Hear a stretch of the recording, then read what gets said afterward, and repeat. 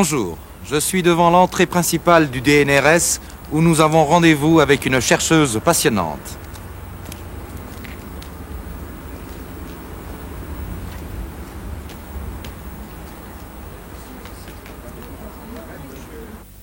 Bonjour, je suis Sylvette Lebeillet. Bonjour madame.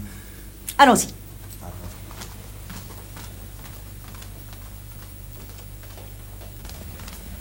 Ah, Geneviève, vous n'oubliez pas les cours. Oh non, non, j'ai tout ça ici. Surtout de les classes.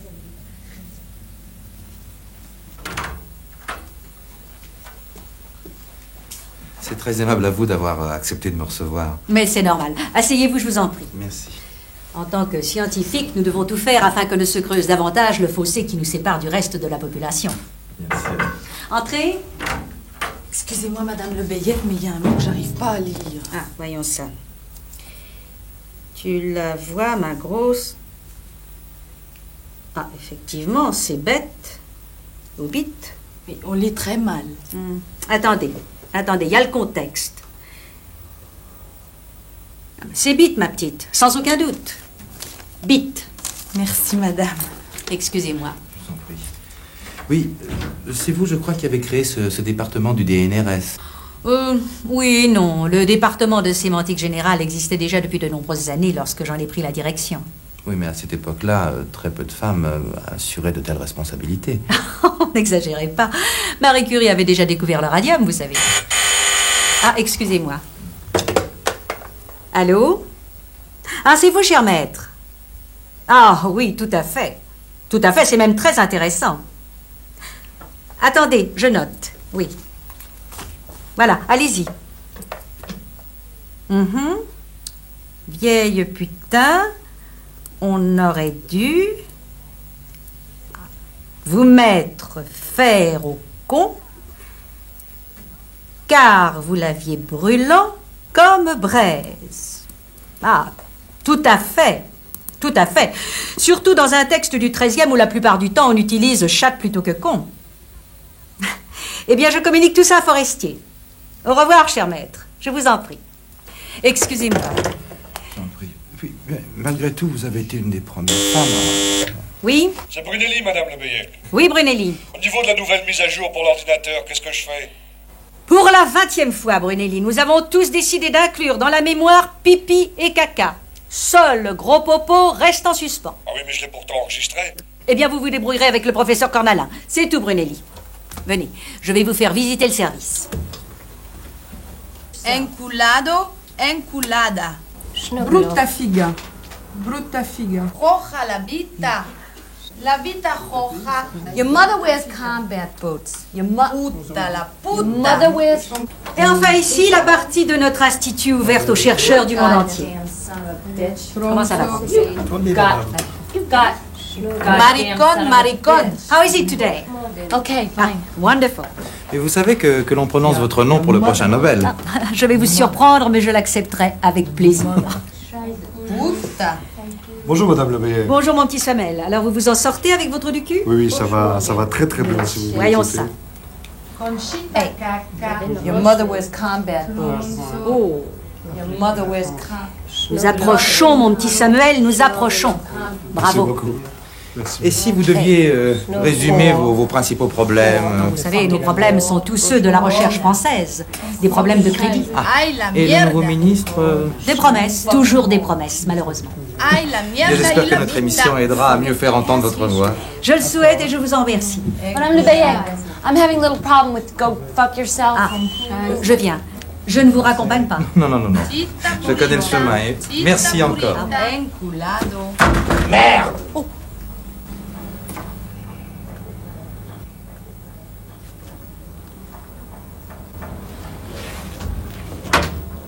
Zut.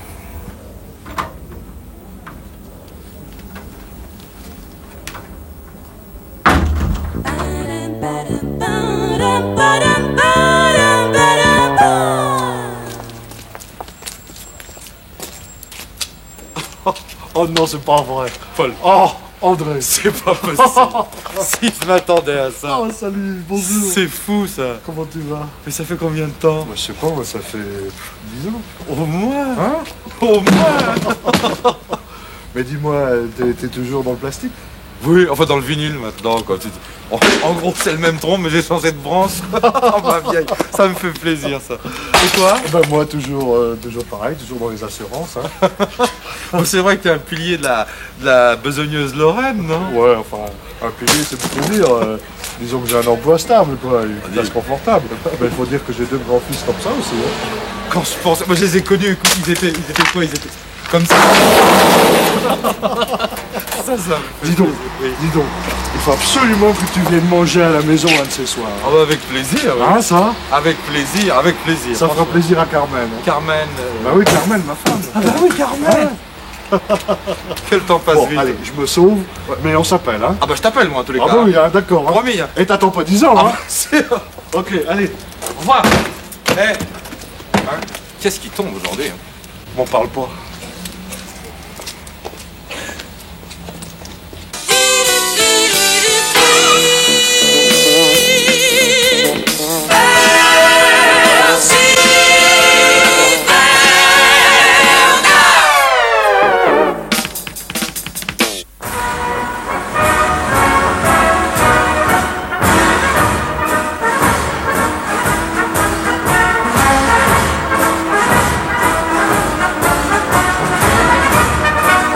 Vous connaissez tous la Patrouille de France, cette magnifique escadrille capable des plus folles acrobaties à des vitesses supersoniques.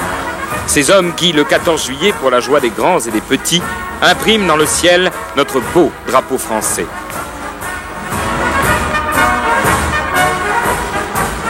Mais savez-vous comment l'on devient l'un de ces as de l'aviation qui font partie des meilleurs pilotes du monde ? Compte tenu que tous nos gars au départ sont triés sur le volet, c'est relativement court, 2 ans. Ah, il faut quand même compter 2 ans pour qu'une jeune recrue soit membre de la Patrouille de France. Oui, s'il ne craque pas, bien sûr. Vous avez beaucoup d'abandon? Il faut compter 20% environ. L'entraînement est très dur. Disons qu'il est soutenu et rigoureux. C'est un entraînement que j'ai mis au point avec le général Latrolle il y a 7 ans et qui donne de très bons résultats. Et en quoi consiste-t-il, mon colonel? Nos gars s'entraînent sans avion.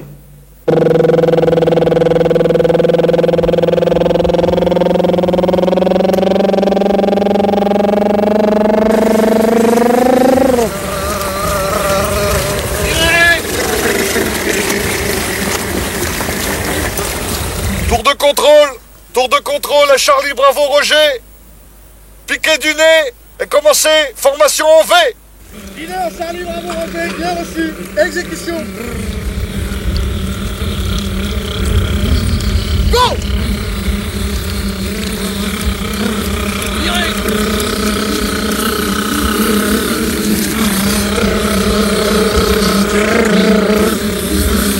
Leader Charlie Bravo Roger. Ne prenez pas de risque sur votre aile droite. Ok. Préparez-vous à atterrir en formation déployée.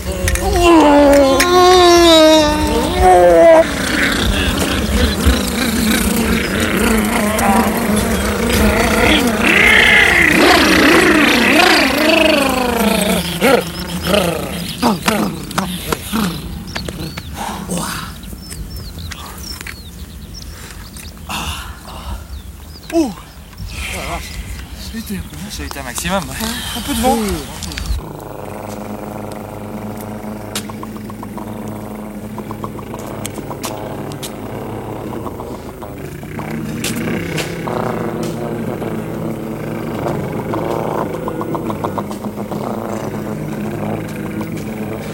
Faudra faire des pompes, Alex. C'est mou, ça. Un jour, tu vas finir par avoir un pépin au décollage.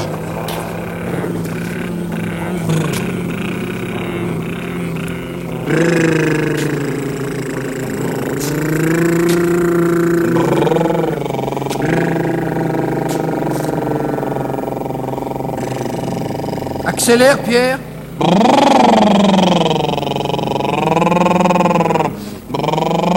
Coupe les gaz.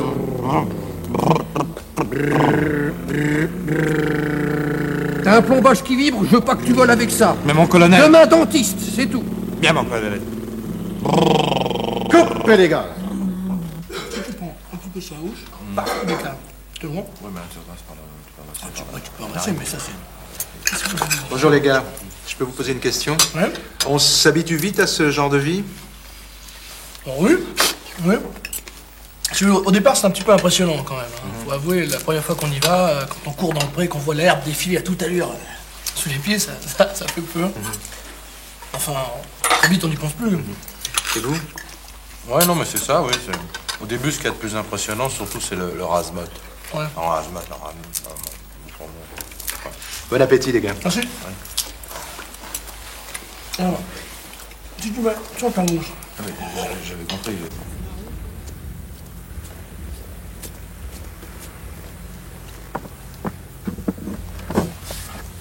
Au bout de 2 ans, en fin de stage, quand nos petits gars sont bien prêts, nous les préparons pour le 14 juillet. C'est l'exercice auquel vous allez assister. Ah, je vous en prie. Merci. Asseyez.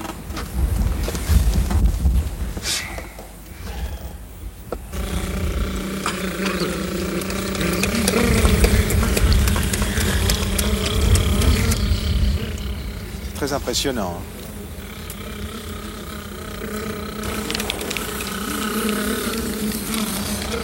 Allô, Alpha Tango, ici tour de contrôle. Alpha Tango, quelque chose qui cloche? Répondez. Ici Alpha Tango. Je crois que j'ai un caillou de ma chaussure. Je vais essayer de tenir au maximum. Terminé. Décrochez, Alpha Tango. Inutile d'insister, Alpha Tango.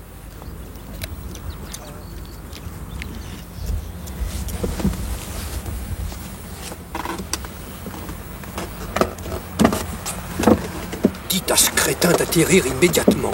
Oui, mon colonel. Alpha Tango, atterrissez, c'est un ordre.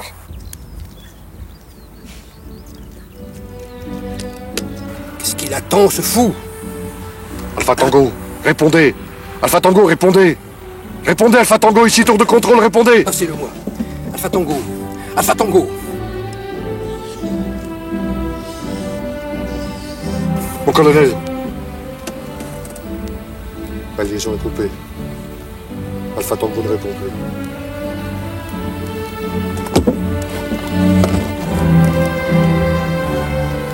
Que se passe-t-il, mon colonel? Je vais vous demander de vous pousser.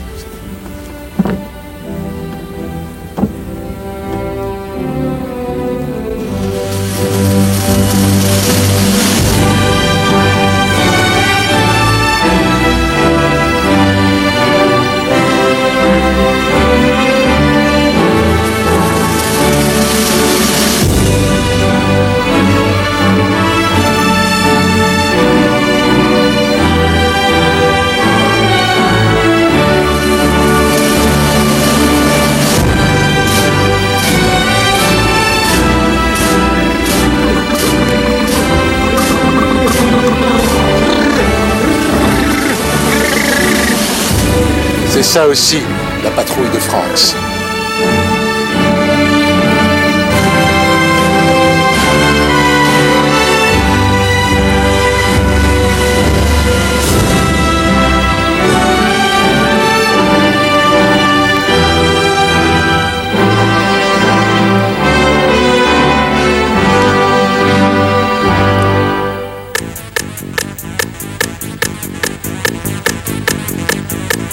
Le professeur Stenson nous précise, je cite, « La trompe des éléphants d'Hannibal ne tirait pas des obus de 75 comme on le croit généralement, elle servait de longue vue au conducteur assis à l'intérieur de l'éléphant. » Les courses à Vincennes, oublie pas le pain. 8 mars 82.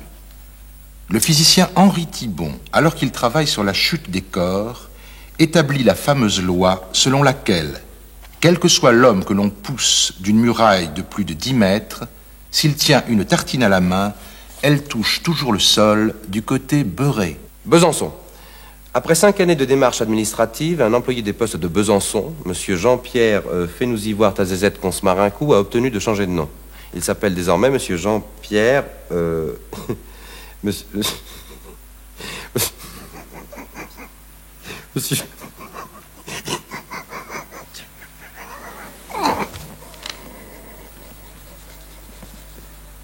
Un inconnu s'est jeté hier matin dans la fosse aux lions du zoo de Vincennes en criant, je cite, « Je suis le roi des animaux ».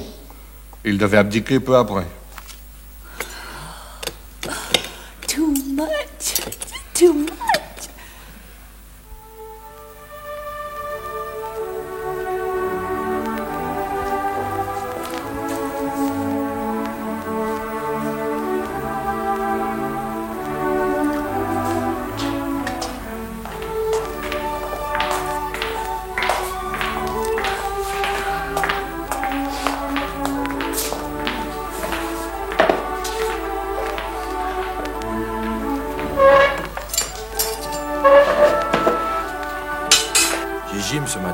Ça fait chier, hein.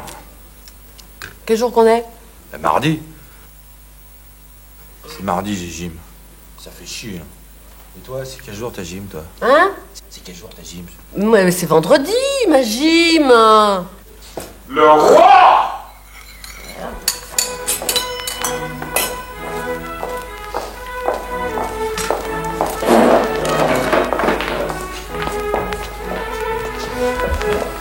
La gym, ça me fait chier.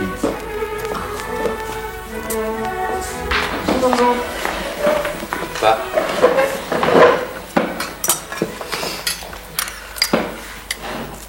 Oh merde, c'est encore moi qui a la peau, j'aime pas la peau. Quel jour qu'on est? Mardi. J'ai gym, ça me fait chier. Mardi. Oh merde, c'est chaud, j'aime pas quand c'est chaud. Amène le sucre. Et le beurre? Oh. Ce qu'elle a mis comme chicorée. Tu me files la confiote? Moi qui fais de la confiote. Oh.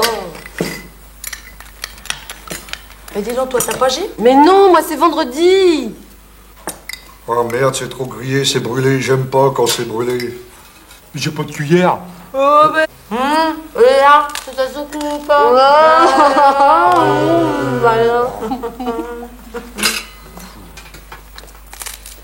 Et tu sais, vendredi dernier à la gym, eh ben tu vois, Ginette Le Mercier, elle s'est foulée le pied, dis donc. Oh merde, c'est encore de la confiture d'abricot. J'aime pas la confiture d'abricot. C'est quand qu'il passe pour le gaz? On sait pas quel jour qu'on est. Mardi.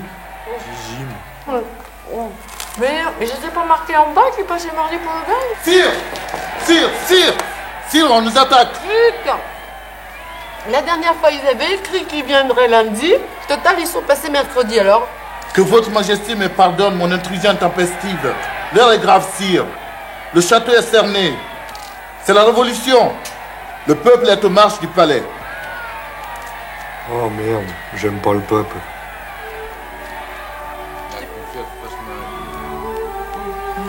Redonne-moi un peu parce que je vais prendre un toast. Je peux prendre un toast, maman? Oui, mon café est froid, donne-moi du café. Oh. Donne-moi du café, je peux pas l'attraper à cause de mes manches. Mais évidemment, tu portes que des manches gigots. Même plus la mienne. Je m'appelle Renée. Il y a deux femmes en moi. L'une, sage, bien élevée, aimant la vie de famille et les jeux de société. Par exemple, je suis très forte au Scrabble. L'autre, perverse, vicieuse, briseuse de ménage, bref, une salope. Je cherche deux hommes qui pourraient me comprendre et me rendre heureuse. Évidemment, des jumeaux seraient l'idéal, mais je ne crois pas au Père Noël. J'ai 45 ans. Je dirige 2 multinationales, ainsi qu'une petite scierie en province qui, je le pense, a toutes les chances de devenir grande. Je partage mon temps entre la Suisse, 2 mois l'hiver, et Bison Salé, mon bateau qui m'emmène tous les étés avec une vingtaine d'amis vers les îles grecques. J'ai un hobby, la voiture. J'en ai 9. Voilà. Maintenant, j'aimerais rencontrer une femme qui m'aime pour moi-même. Et d'ailleurs, je suis prêt à payer pour cela. Si les mensualités sont raisonnables, bien entendu.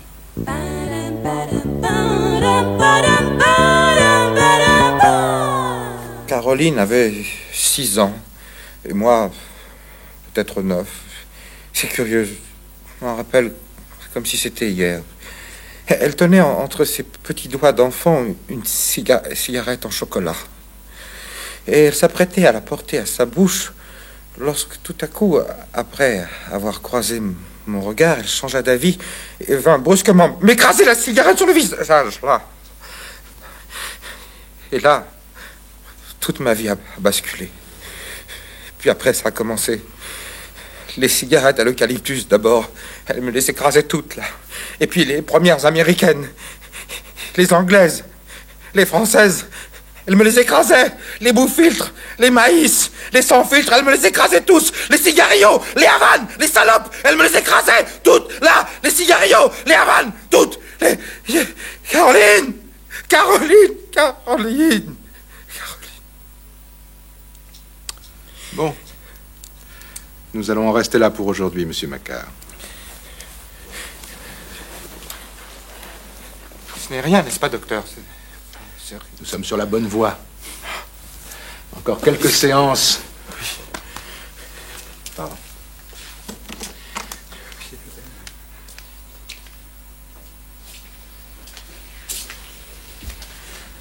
Je peux m'en sortir, hein, docteur. Mais vous souffrez d'un complexe banal, monsieur Macquart. Dans notre jargon de métier, nous l'appelons le complexe du cendrier. C'est très bénin. Ça fait beaucoup de bien ce que vous me dites là, docteur. Beaucoup de bien. Je vous dois... Mais comme d'habitude, 800 francs. Comme d'habitude, 800.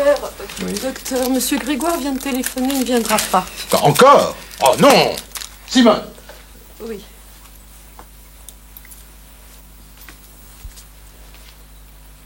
Ça me reprend. Docteur, ça y est, je sens que ça me reprend. Caroline!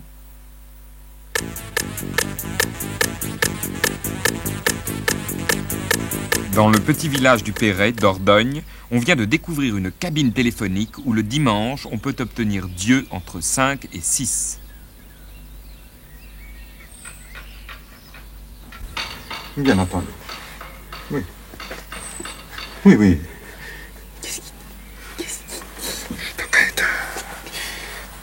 Oui, oui, oui. Oui, je vous écoute. Oui. Mais pourquoi c'est toujours toi qui parles? Oui. Oui. Je vous le passe. À bientôt.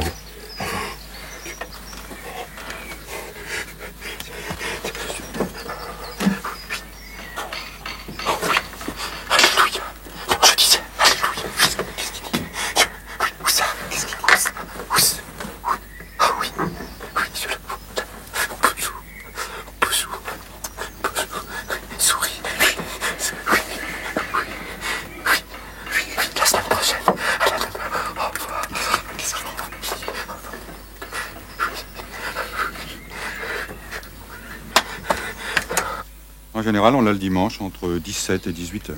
Mais c'est arrivé comment la première fois? Ah bah la première fois, c'est lui, il était énervé.